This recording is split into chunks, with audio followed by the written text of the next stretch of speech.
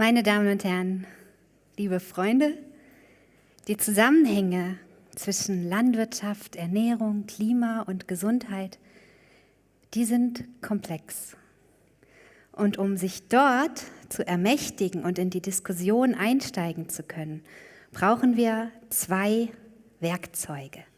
Und das erste ist das Ernährungssystem und das zweite ist die Nachhaltigkeit. Das Ernährungssystem. Eben haben Sie den Begriff schon gehört. Was ist denn das? Das sind erstmal all die Menschen, Prozesse und Wechselwirkungen, die mit dem, was wir essen, zusammenhängen.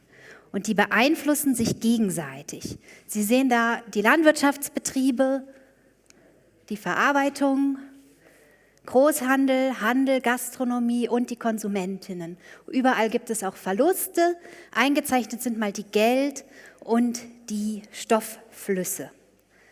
Und dieses System ist ziemlich groß und ziemlich weltweit. Wie viele Landwirtschaftsbetriebe gehören zu Liechtenstein? Wer sich ein bisschen auskennt, denkt jetzt vielleicht, ja, so 100.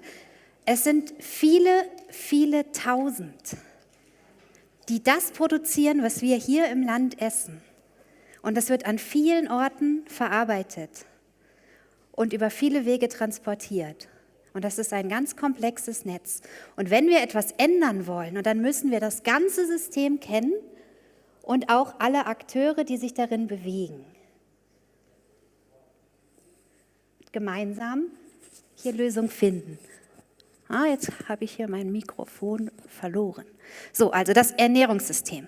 Das zweite ist die Nachhaltigkeit. Schreibt sich ja jeder hin, wir haben jetzt Papierverpackungen, wir sind jetzt nachhaltig. Tatsächlich ist die Nachhaltigkeit ein Konzept, das messbar ist und überprüfbar ist und das auch real ist. Und sie hat grundlegend zwei Dimensionen. Wir sehen hier dieses berühmte Konzept der planetaren Grenzen.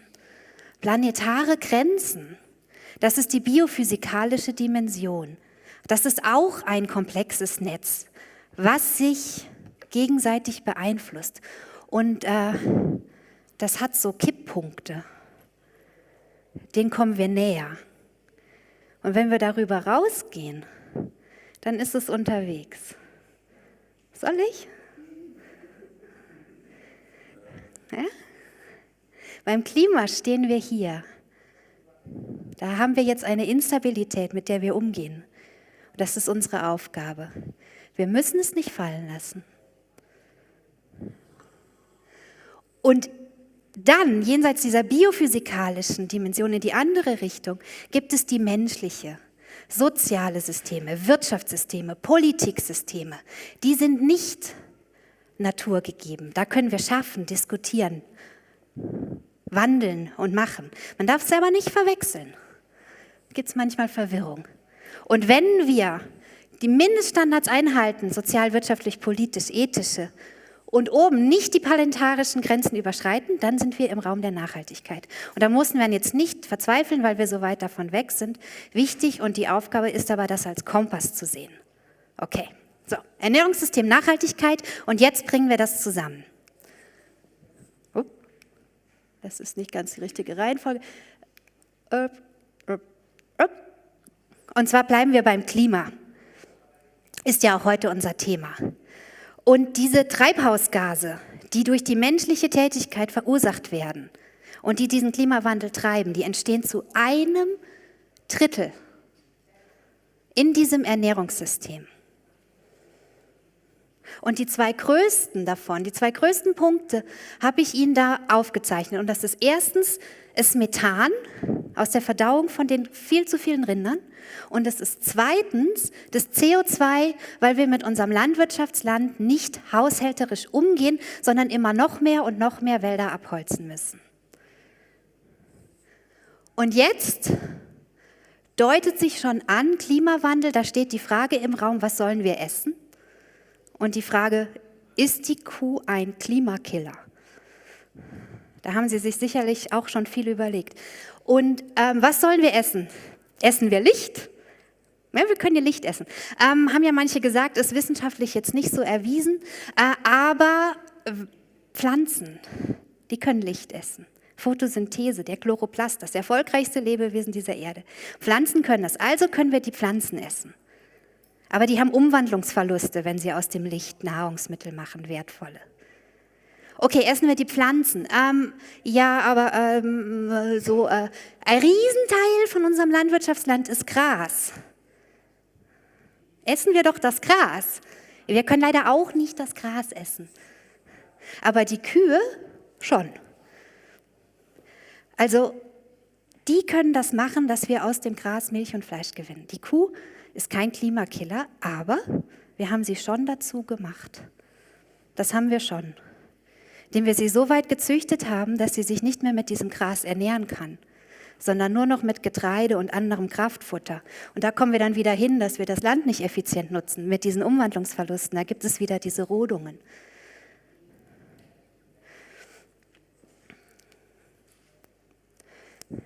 Also, was sollen wir essen?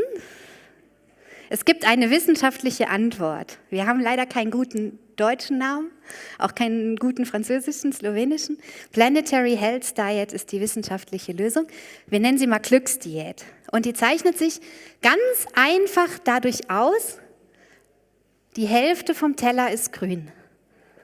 So leicht, wenn man nur das macht. Und Sie sehen auch diese nachhaltigen Milch und tierischen Proteine, die haben da ihren Platz. Die Hälfte vom Teller ist grün. Und wir wollen jetzt nicht den Fehler machen und sagen, du darfst nur noch Salat essen. Da reagiert jeder zu Recht allergisch, wirklich. Und Sie können auch nicht alleine, also Sie tragen nicht diese moralische Verantwortung für das Ernährungssystem. Das kann kein Mensch. Aber wir können uns sagen, mit dem Kompass Nachhaltigkeit, wir reformieren dieses ganze Ernährungssystem so, dass diese Ernährungsweise überhaupt zugänglich wird für viele Leute. Fragen Sie sich mal, ernähren Sie sich so? Nee, okay, weiß ich. Aber wird Ihnen das leicht gemacht im Alltag? Eben. Und warum nicht? Woran hängt's? Und das sind die Prozesse, von denen ich spreche, die wir ändern wollen. Und wie geht das? Wie kann man das überhaupt machen? Und entscheiden Sie sich, möchte ich mich selber ändern? Haben Sie die Möglichkeit, sehr viel für Ihre Gesundheit, für Ihr Umfeld zu tun? Oder möchten Sie das System, Ernährungssystem positiv wandeln? Dann gehen Sie in die Gesellschaft, fragen Sie, bin ich sozial, politisch, wirtschaftlich, wo stehe ich denn? Und ein paar Leute, die das versuchen, sind die Feldfreunde. Und sie sagen, wir schaffen wieder die Verbindung von Landwirtschaft und den Menschen, die das Essen essen, und geben der Landwirtschaft die Möglichkeit, über eine höhere Wertschöpfung für nachhaltige Produkte diesen Produktionsverlust, den sie erleiden, wenn sie so produzieren, wieder auszugleichen. Und so, dass möglichst viele dieser nachhaltig produzierten Lebensmittel auch zu unserer eigenen Ernährung beitragen können. Und dann bringt man die Akteure zusammen und schafft hier und dort Möglichkeiten, in die ein oder andere Richtung zu gehen in der Nachhaltigkeit. Rudi, ergänze mich. Dankeschön.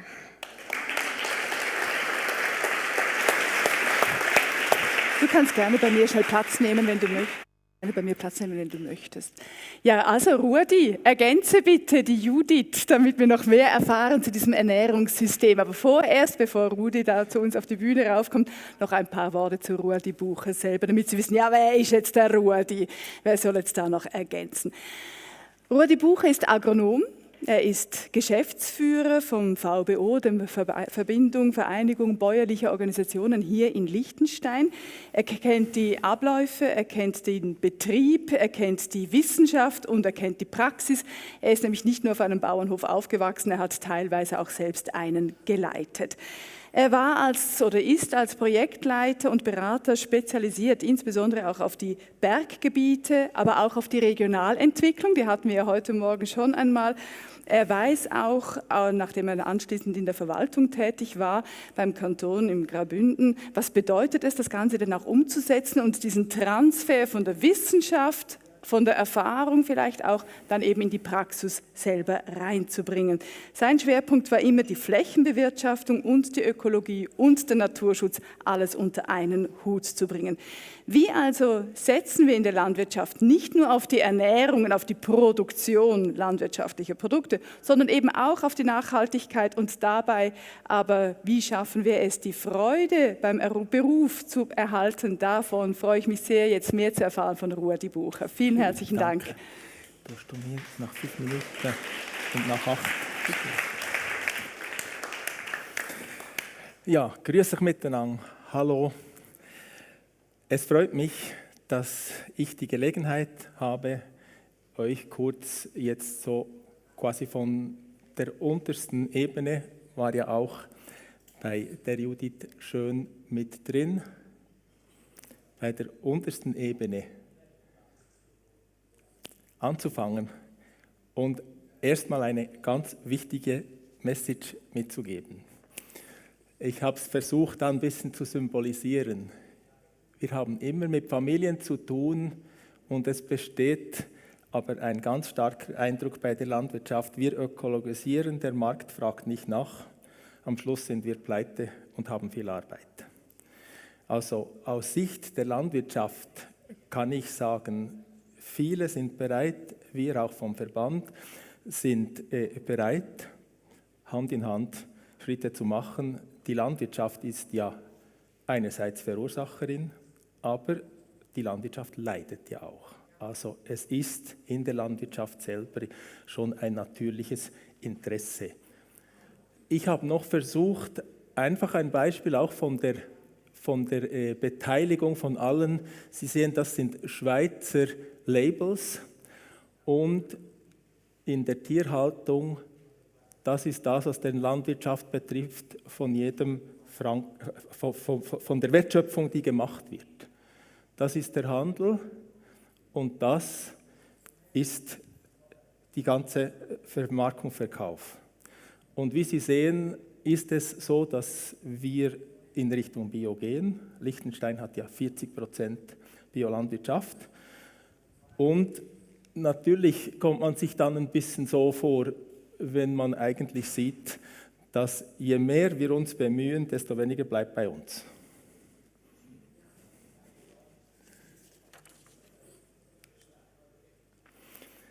Nachhaltigkeit. Es ist für viele Betriebe sicher mal auch so, dass wir noch viel kommunizieren müssen. Von den Schulen über die Verbände, in der Gesellschaft, was eigentlich auch wichtig ist, wie man sich verhalten muss. Und ich finde dies ein schönes Bild mit diesem Safe Space. Eigentlich müssen alle Beteiligten so aktiv sein können, dass sie sich auch sicher fühlen. Da sind wir heute. Wenn wir einfach weiterfahren wie bisher, sind wir nicht im Safe Space. Alle sind betroffen. Das ist die Change of Diet. Da haben wir jetzt auch viel darüber gesprochen. Weniger Fleisch. Ich danke Judith, dass sie auch klar gesagt hat, Fleisch hat aber eine wichtige Bedeutung. Aus dem System heraus, aus der Agrarökologie heraus. Ich komme nachher nochmal drauf. Und dann, da ist die Landwirtschaft gefordert. Und was auch wichtig ist, ich habe es versucht, also Kreislaufwirtschaft, aber auch der biologisch-technische Fortschritt. Das ist auch ein Teil. Ist natürlich immer ein Beitrag und nicht die ganze Lösung.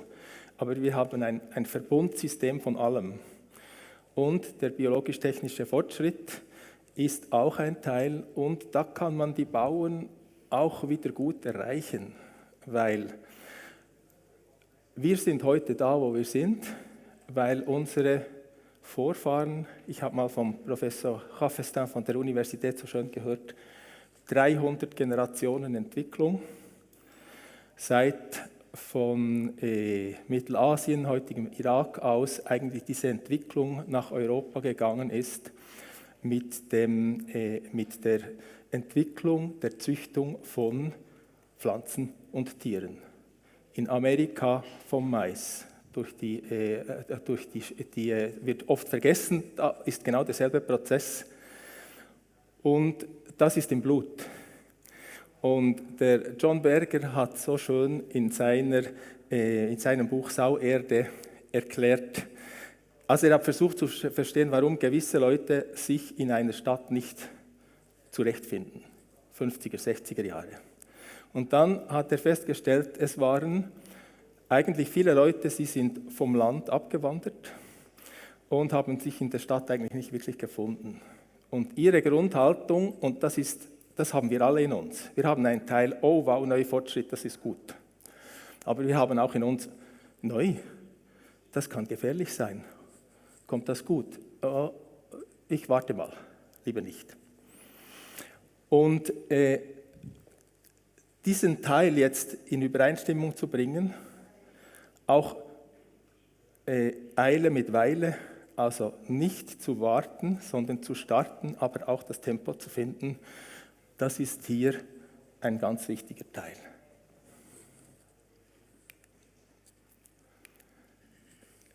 Ich nehme jetzt auch deine Reihenfolge. Das ist die Ernährungspyramide, wie sie vom Bundesamt für Gesundheit in der Schweiz dargestellt wird.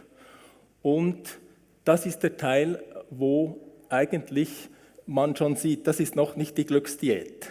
Aber wenn einfach die Menschen heute anfangen, so zu essen, wie diese Pyramide das sagt, dann gibt das 350 bis 450 Gramm Fleisch pro Woche. Das ist okay. Einfach schon von der Gesundheit her. Damit haben wir das Klimaproblem noch nicht ganz gelöst, aber ich würde mal so salopp sagen, 50% haben wir sicher schon mal weg. Also starten, das ist eigentlich meine zentrale Message. Und dann sind technologische Sachen hier, Beispiel Ausbringen von Gülle mit Schleppschlauch, damit man eben nicht Stickstoff in der Luft verliert, sondern möglichst wenig, wenn man es an den Boden bringt. Und hier, das finde ich eines der genialsten Bilder, das ich gefunden habe, das ist Wurmkot. Und der Wurm oder die Würmer haben hier Pflanzenkohle, die vom Landwirt eingebracht wurde, verarbeitet. Und das ist auch wichtig, es wird nicht reichen zu sparen. Wir müssen auch noch Senken finden, um CO2 festzuhalten und zu absorbieren. Das ist ein Ergebnis von unserer Eidgenössischen Forschungsanstalt. Das sind verschiedene Szenarien vom Essen. Und ihr seht da das Gelbe, das basiert für die Schweiz bezogen einerseits auf Import von Lebensmitteln und auf Import von Futtermitteln. Und das Min-Recipe ist einfach, wir optimieren alles, was wir können, ohne dass die Leute schon ihre Diät verändern müssen. Also Sie sehen schon, was das nur macht, wenn wir einfach da vorwärts gehen. Und dann gibt es verschiedene Teile mit Limitierung von Kalorien, von Menge. Und wenn der Food Waste noch dazu kommt, dann haben wir das beste Ergebnis. Sie sehen aber, die Hauptreduktion ist überhaupt zu starten. Das ist das Wichtigste. Und was auch wichtig ist, bei der veganen Produktion zum Beispiel, was habe ich kürzlich gehört, Hafermilch gibt 47% vom Hafer, der kann nicht verwertet werden für die menschliche Ernährung. Das können wir aber mit dem Tier machen. Oder wir haben eine Fruchtfolge und alle wissen, wenn es nicht zwischendurch eine Gesundung gibt, zum Beispiel mit Kunstwiese, dann wird der Boden ausgelaugt. Also Kunstwiese ist gut, wer nutzt das? Die Tiere. Und hier so, um gegen den Schluss zu kommen, es nützt nichts, wenn die Landwirte eben die ökologischen Produkte bringen, wenn sie am Markt von den Konsumentinnen und Konsumenten, aber auch von der Verarbeitung, also das ist ganz klar, dass die Verarbeitung und auch die Läden, die Vermarktung da betroffen sind. Ah, jetzt habe ich verkehrt gemacht, Entschuldigung. So. Also, Agroökologie, Weiden, ganz wichtig, Grünland, hat Judith gesagt. Fruchtfolge, da entsteht auch immer wieder Tierfutter. Und jetzt möchte ich eigentlich noch einspuren auf das Befinden der Landwirtschaft. Sie sehen Buntbrache und Sie sehen die Beurteilung, es ist schön, vielfältig oder eben unordentlich, langweilig, nutzlos. Die Gelben sind die Bauern und die Grünen sind die restliche Gesellschaft. Also wir müssen die Bauern auch ansprechen. Und ich mache meinen Job schlecht, wenn ich nicht fähig bin, diese Message bei meiner Basis anzubringen. Ich muss aber auch raus zu Ihnen oder aufs Ministerium zum Beispiel zu sagen, hey, das funktioniert dann so. Das müssen wir berücksichtigen. Und zum Schluss eben, es geht immer um Menschen. Eine Bauernfamilie, aber auch alle Konsumentinnen und Konsumenten. Eile mit Weile. Also, vorwärts machen, kleine Aktionen, nicht darauf warten, bis wir politisch die große Übung haben, dass das klappt. Jeder, wir haben es x-mal gehört jetzt, jeder kann anfangen, heute, morgen. Und das ist meine zentrale Message. Wir, die Landwirtschaft, kennen die Verantwortung, wir sind bereit zu starten und wir machen mit, einfach Arbeitsbelastung, Finanzen, das müssen wir auch schaffen. Und dann gehen wir Hand in Hand mit der Gesellschaft.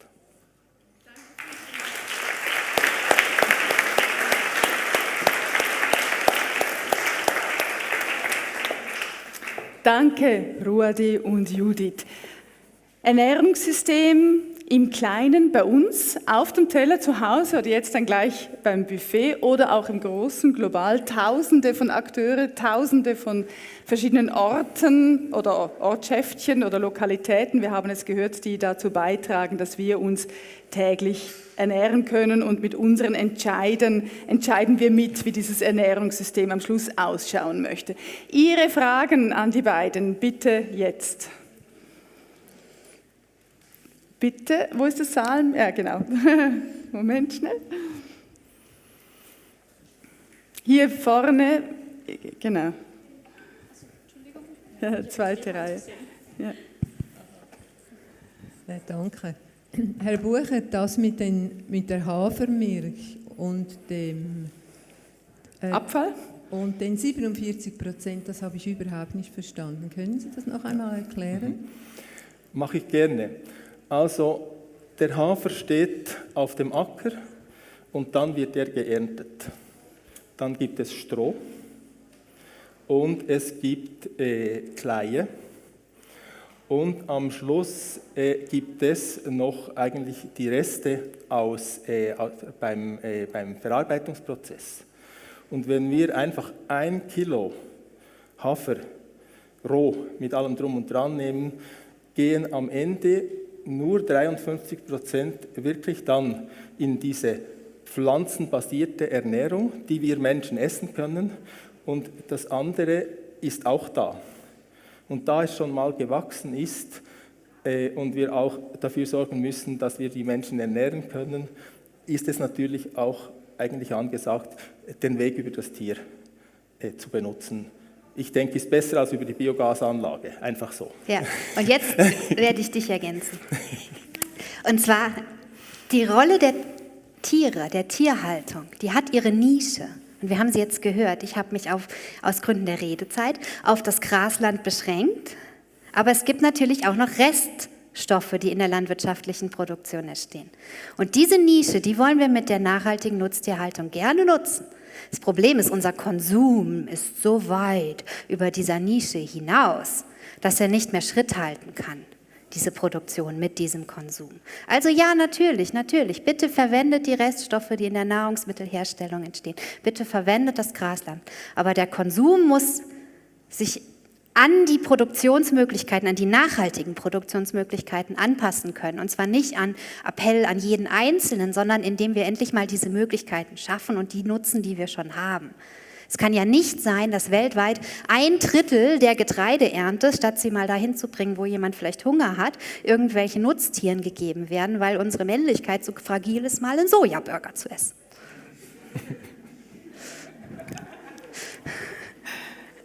Ergänzungen, weitere Fragen? Verzeihen Sie mir die Polarisierung. Ja, vielen Dank.